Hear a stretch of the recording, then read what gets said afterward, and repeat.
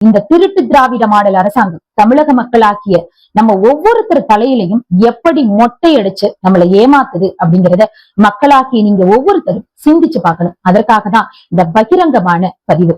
இந்த 5000 ரூபாய் பணத்தை தமிழக பெண்கள் அத்தனை பேரோட அக்கௌண்ட்லயும் ஏத்திட்டோம்னு சொல்லியும் இத பெருமையாவும் ஒரு சட்டமன்றத்துல நடக்கக்கூடிய கூட்டத்துல ஒரு நிதியமைச்சர் பேரின்பத்திலையும் பெரும் மகிழ்ச்சியிலையும் தமிழக பெண்களை ஆளாக்கிட்டோம் அப்படின்னு சொல்றாங்களே, உண்மை அது கிடையாது. இதற்கு பின்னாடி அதாவது இந்த திமுக அரசாங்கம் ஒரு திட்டத்தை மக்களுக்கு கொடுக்குதுன்னா உன்னை அழிச்சுதான் உன்னை கொடுக்கும், உன்னை கெடுத்துதான் உன்னை உருவாக்கும். அதை தமிழக மக்கள் புரிஞ்சுக்கணும். ஏன்னா இந்த 5000 ரூபாய் கொடுத்தது பெருசு இல்லைங்க.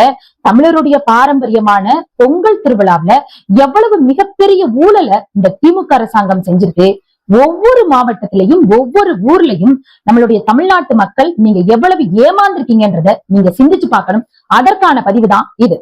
கடந்த பொங்கல் பண்டிகையில வேட்டி சேலை கொடுக்கறதுல இருந்து மிகப்பெரிய கேவலமான ஊழலை அரங்கேற்றினதுதான் இந்த திராவிட மாடல் அரசாங்கம். தமிழக மக்கள் நீங்க ஒவ்வொருத்தருமே இதனால பாதிக்கப்பட்டிருப்பீங்கன்றது எங்களுக்கு தெரியும்.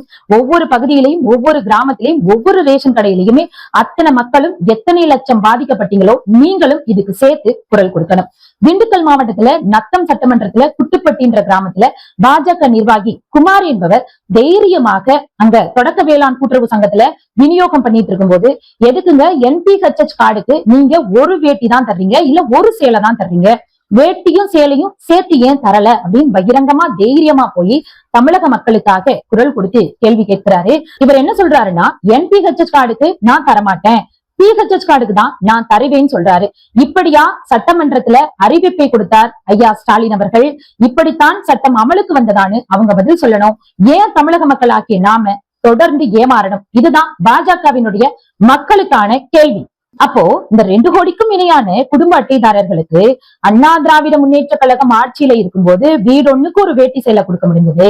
இந்த திருட்டு திராவிட மாடல் ஆட்சியால மட்டும் வீடொன்னுக்கு வேட்டி சேலை கொடுக்க முடியாது. NPHH கார்டுனா ஒரு வேட்டி இல்லாட்டி ஒரு சேலை தான் கொடுப்போம், PHH கார்டு மட்டும் இருந்தா வாங்கிக்கன்னு சொல்லுது. இது எந்த அளவுக்கு தமிழக மக்களை ஏமாத்தக்கூடிய நடவடிக்கை. ஒவ்வொரு மூளை முடுக்களையும் தமிழக மக்களாகிய நீங்க எவ்வளவு ஏமாந்துட்டு இருக்கோம், நம்மளை எவ்வளவெல்லாம் மொட்டையடிச்சு வேடிக்கை பார்க்குது இந்த திராவிட மாடல்ன்றத தமிழக மக்கள் சிந்திச்சு பார்க்கணும்.